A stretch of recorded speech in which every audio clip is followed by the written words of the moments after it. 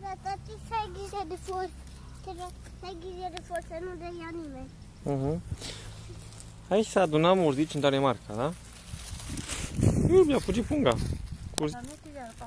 Urzica de-abia ieșită. Dacă ne văd danezii, se cruciesc, zice că mâncăm iarbă.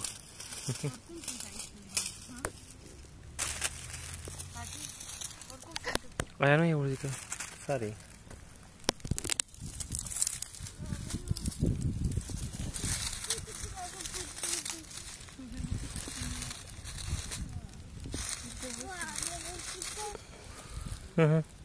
Urzicuțe.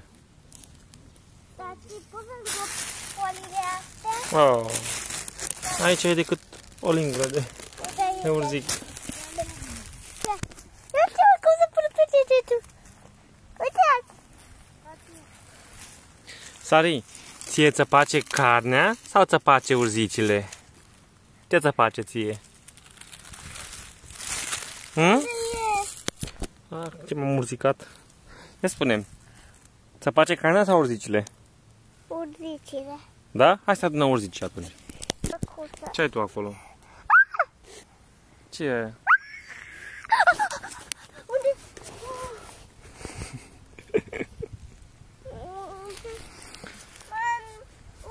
Aalborg, Danemarca. Unde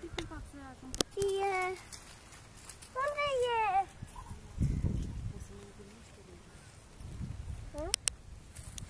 Să merg din ăștia?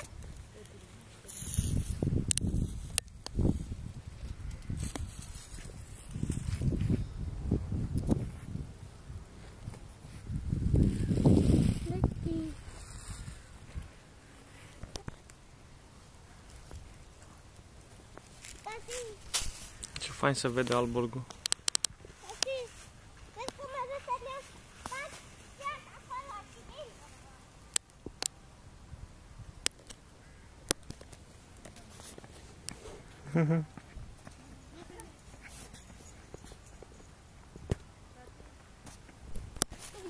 Tată, crezi că ești în România să ți le ia cineva? Nu ți le ia nimeni.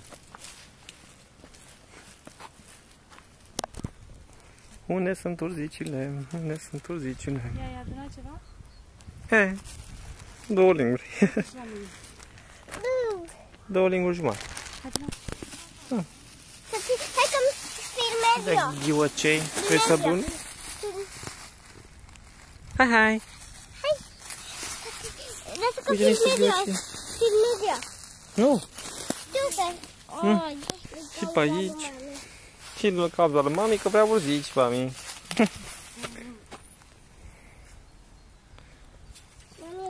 Dacă ne văd danezii și ne întreabă ce facem, spune că facem și noi ceai. Să uită lumea la noi. Tati, poți să iau și o foricică albastră? Uite-o.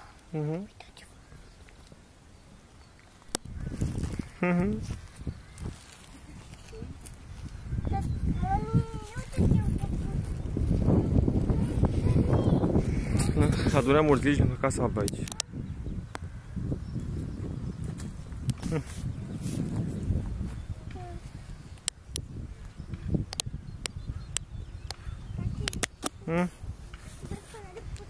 Se vede marea de aici? Ia să vedem.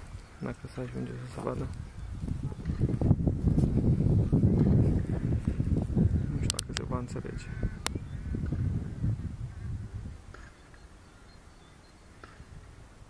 Nu știu dacă se vede marea, se vede urzica de aici. Hai să te filmez eu, hai că te filmez. Și poți să te filmez. Haide, haide, haide de... Uite foicele. Nu vrei să adun floricele? Nu mai. Wow, uite urzica. Filmăm urzica. Cine e rămân, mănâncă, cine nu e rămân, nu mănâncă. Hai, dă film. Cum ai zis? Cine nu e rămân, nu mănâncă. Cine e rămân, mănâncă. Ce mănâncă? Urzici. Hai, hai. Hai. Larsa. Sara, o să-i dai și lui Lars urziți să mănânce? Nu. De ce? Pentru că e Danemarca. E danez? E danez. Și nu mănâncă danezii urzici? Nu. Da, tu, mami? Eu ce? Eu nu-i dau, că de mănânc eu pe toate. Da. Nu dau la nimeni. Ne-am rușinat și ne-am băgat la locul nostru. Nu știu dacă se poate vedea asta cu Danemarcei. Aici.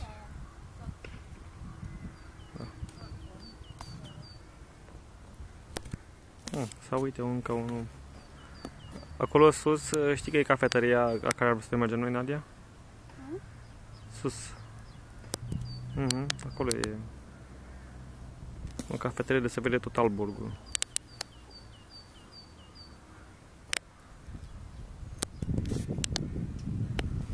Câți oameni sunt și la mână?